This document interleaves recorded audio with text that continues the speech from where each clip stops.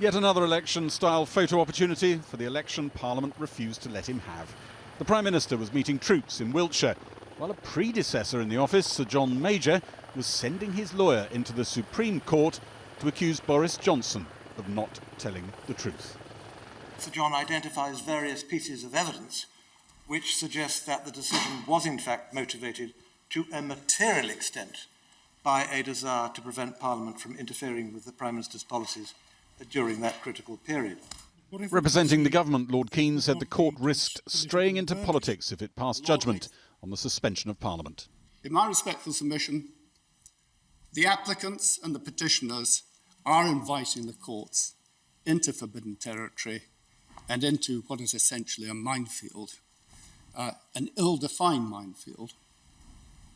The judges know some think they're trespassing on political decisions, and they warned one lawyer to stick to legal arguments.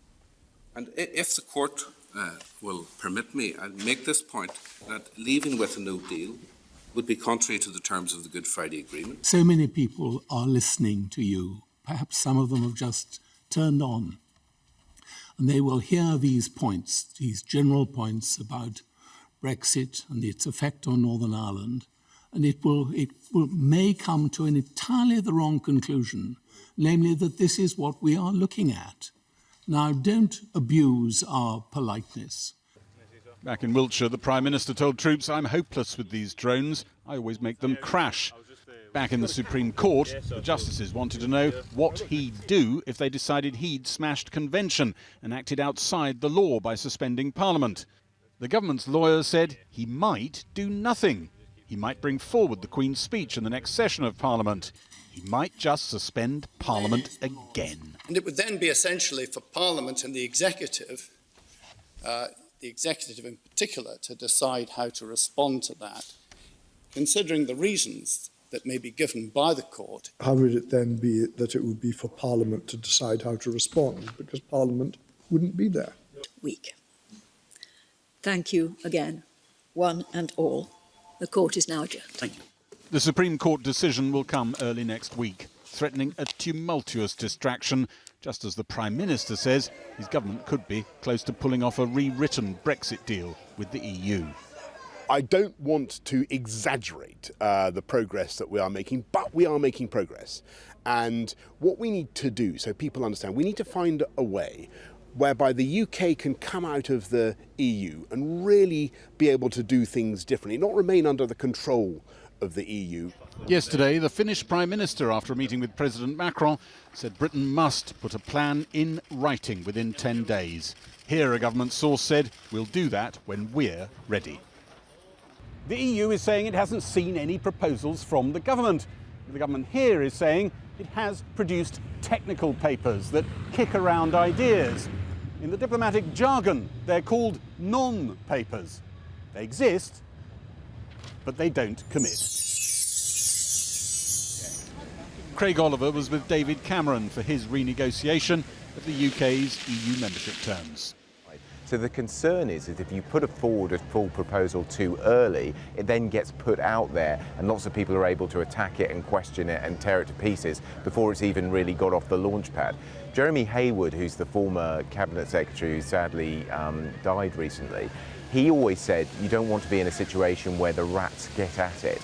The deal the government seems to be sniffing around would require EU rules to apply in Northern Ireland, but not in the rest of the United Kingdom, on areas like agriculture, some other products too.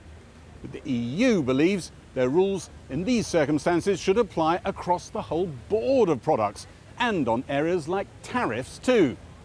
Both sides will have to stretch a long way from their established positions if there's to be a deal.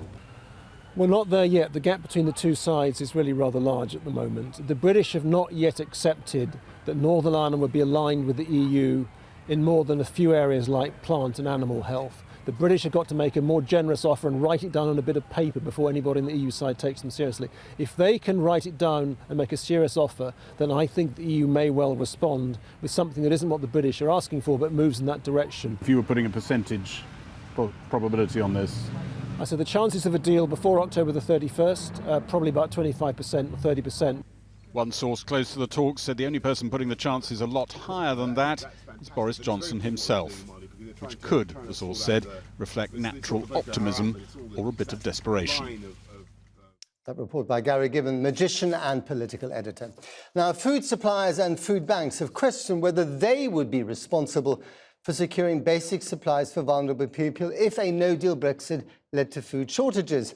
Well, earlier this month, the Food and Rural Affairs Minister, Zac Goldsmith, said his department was not responsible for the supply of food and drink to the population in an emergency, adding that food suppliers should respond to any disruptions themselves. So, in a no-deal Brexit, who is responsible for feeding those most in need? Kieran Jenkins reports. The risk is spelled out in the government's own Yellowhammer document. In a no-deal Brexit, food prices could rise. Those on the lowest incomes will be disproportionately affected. So, yeah, sort of things like tinned meals and hygiene products. Glasgow's Drumchapel Food Bank is already under strain. Like in case there was a no-deal Brexit or something like that, could you feed people? No, not at the moment, no. If demand goes up, whose job is it to step in? I definitely think with food prices, food shortages, and just sort of trying to get around everyone, there is going to be a huge issue, I think, for sure. So you expect potentially more people needing to come here? Yeah, more people needing to use the service, maybe more frequently as well, I would say. So who's going to provide the extra supplies that are needed? I mean, that's what we're worried about. If anything like the scenario in the government's own Yellowhammer document comes to pass, then who is ultimately responsible for feeding those people most in need? Well, the UK government said earlier this month it is not responsible for food supply in the event of an emergency. The expertise, it said, lies within the food industry.